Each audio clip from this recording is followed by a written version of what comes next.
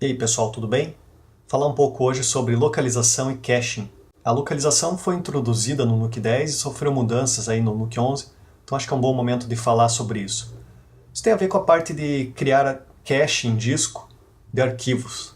Então primeiro vamos ver a parte de cache do Nuke e depois a localização. A gente vem aqui nas preferências do software, performance caching, a gente tem aqui diversos parâmetros de cache.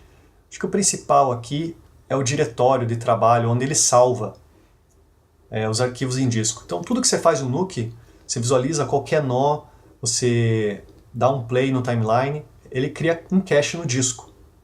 Então a primeira coisa que é importante é você ter um disco rápido. Quanto mais rápido for o seu disco de cache, melhor vai ser a performance do Nuke. Às vezes você está fazendo um rotopaint, você sente que o computador está se arrastando. Isso pode ser um problema de cache, você está com um disco muito lento, ou você tem várias coisas lendo e gravando no disco ao mesmo tempo, e aí você não consegue ter uma boa performance, às vezes, a executar algumas tarefas do Nuke. Então é importante você separar um disco só para cache, se for possível, um SSD de preferência, e aí isso vai ter uma performance bem melhor. Então aqui no Nuke ele tem um diretório padrão, no caso aqui do Mac. Se você for navegar aqui, ele vai te mostrar a pasta. Uma outra maneira de você ver aqui, isso aqui é uma variável de ambiente, né? Se você colar o texto dentro de um backdrop, você consegue ver o diretório aqui que está sendo usado no momento. No caso do Mac, do Linux, é um diretório parecido como esse. É importante você saber onde fica esse diretório no teu disco, porque, por exemplo, no Mac, isso aqui é um diretório escondido, não aparece para você. Quando você vê, você tem 50 GB de cache antigo lá, ocupando espaço no teu disco, que você não sabe. E aí você vê teu disco diminuindo de tamanho, e você não sabe onde que estão esses arquivos. Eu, particularmente, prefiro setar isso num diretório mais visível. Assim, em qualquer momento você vai lá e deleta esse diretório. Não tem problema, tudo que está lá dentro é só arquivo temporário. Se você deletar, o Nuke reconstrói. Então não tem problema você ir lá de tempos em tempos e deletar tudo. Tá? Cache é uma coisa descartável. Vamos voltar aqui nas preferências e ver aqui os parâmetros. Então você tem aqui um cache, um tamanho em gigabytes para composição, 10 GB o padrão, 10 GB para rotopaint. Aqui nessa parte de memória é tudo relacionado ao cache de memória, então você pode limitar a quantidade de memória que o Nuke vai usar como cache. Então no caso aqui eu estou limitando a 10% da memória, aí você escolhe quantos por cento vai para a composição, quantos por cento vai para a parte de play, quando você dá um playback, né?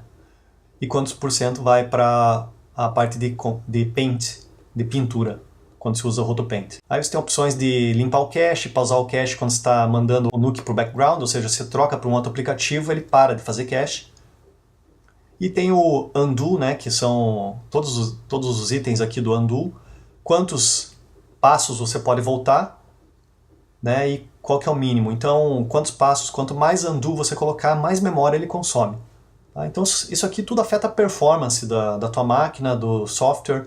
Então, se você tem bastante memória, você pode aumentar a porcentagem e assim. Então, você tem que brincar um pouco com os parâmetros até você achar ali um meio termo onde fica confortável e deixa a memória para outros softwares também e assim por diante.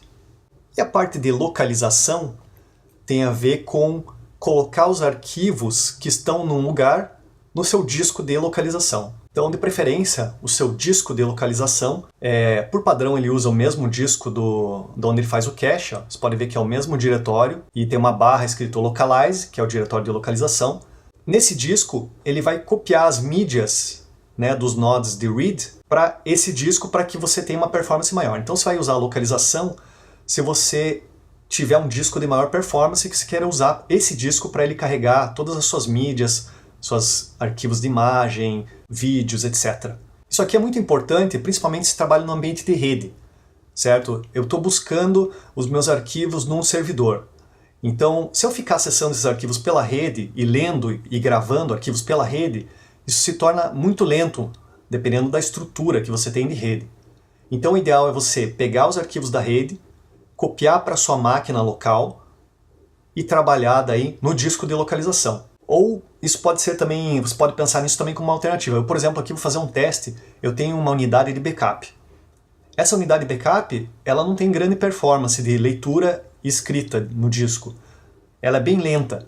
Então você pode deixar as mídias numa unidade de backup, onde você tem bastante espaço, E quando você precisa trabalhar de uma forma mais efetiva, você localiza as mídias para o teu disco local, o teu disco de alta performance, e aí vai ficar muito melhor para você trabalhar.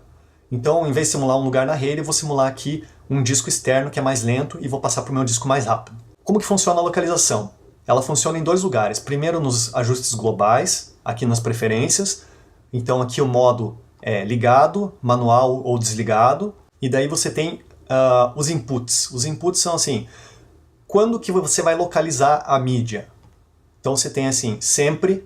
Então toda a mídia que você lê no NUC, ele vai copiar para a tua pasta de localização, independente de onde elas estejam. Pode estar no mesmo disco, ela vai copiar para a pasta de localização. Não é uma coisa muito esperta. Do path de localização, ou seja, do caminho de localização. Você diz para ele assim, ó, toda vez que você vê uma mídia com esse caminho, localiza. Então isso aqui já é uma coisa de rede ou de um disco externo. Por exemplo, o meu disco externo, eu vou mostrar aqui, vou colocar um caminho daqui a pouco. On demand, você fala para o arquivo, cada nó de read, você diz lá no nó se você quer localizar ou não.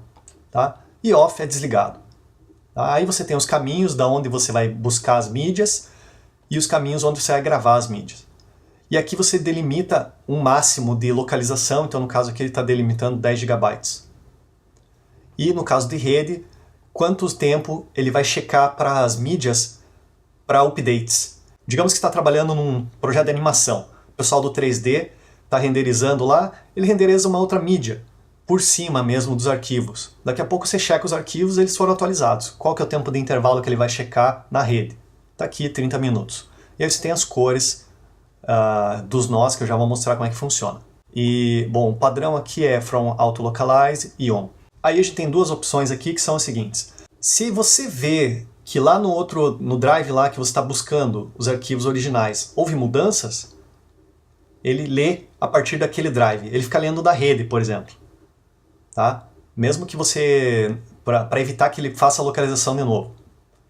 E você pode pausar a localização quando você abrir o projeto. Às vezes você abre o projeto do NUC, ele começa a localizar todas as mídias. Tem 18 nós de read, ele começa a localizar, você trava o teu projeto, porque ele começa a fazer essa localização de forma automática. Então você pode querer que ele comece pausado.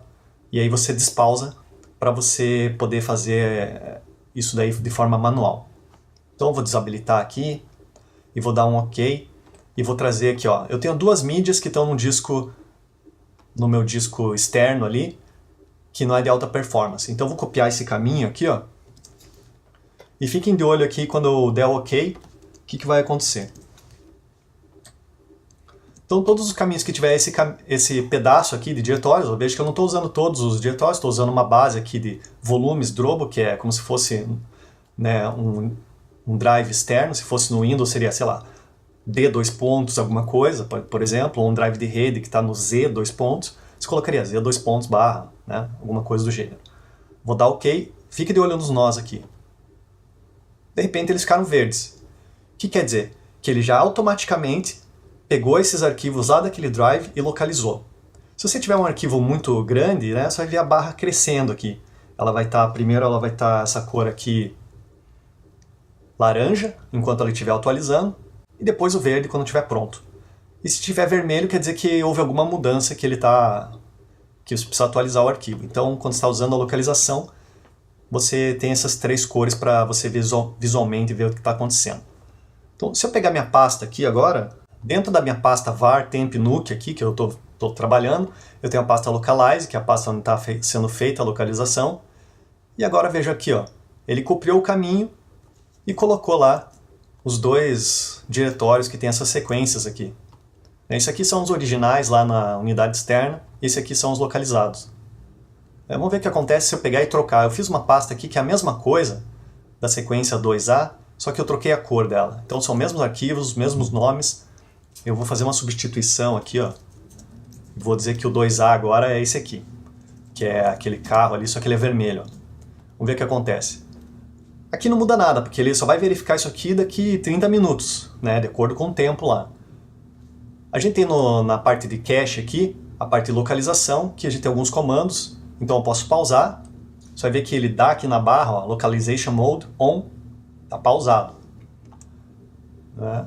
E aqui a gente pode forçar um update. Ó, tá vendo que ele já viu que mudou lá?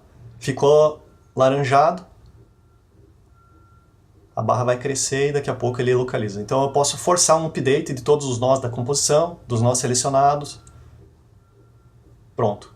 Né? Ele fez uma atualização dos arquivos, porque houve mudanças lá no meu diretório externo. Você tem uma opção interessante aqui de você limpar os arquivos que você não está usando na tua comp. Pode ser que esteja com muito espaço sendo ocupado lá. Então, por exemplo, se eu deletar o node read, ele não faz mais parte da composição, eu venho aqui, cache. Deixa eu mostrar aqui, ó. Tá aqui meu diretório de localização, cache, clear. Ele vai te dizer o que ele vai limpar. Você dá um OK, continua. Se você olhar o diretório lá, ele deletou naquele momento. Bom, e aqui eu vou mudar então o autolocalize, vou tirar ele daqui, ó. O que acontece? Agora se ele não tem um caminho para buscar, ele não faz a localização automática, porque por padrão a localization policy do node read é do path de autolocalize, que está lá nos settings. Mas eu posso dizer aqui, ó, que eu quero que eu faça on demand. E aí você pode mandar ele fazer um update. Se eu deletar aqui dos diretórios de localização essas sequências, e vou trazer aqui minhas duas sequências novamente, lá do disco externo. E aí eu venho aqui, ó, on demand, não fez nada, update, copiou para o meu disco normal. Então agora está no meu disco mais rápido, aquela sequência. Então você pode fazer isso de forma manual, de acordo com a tua necessidade, de acordo com a tua estratégia aí de optimização de velocidade de leitura de arquivos que você tenha nos teus discos.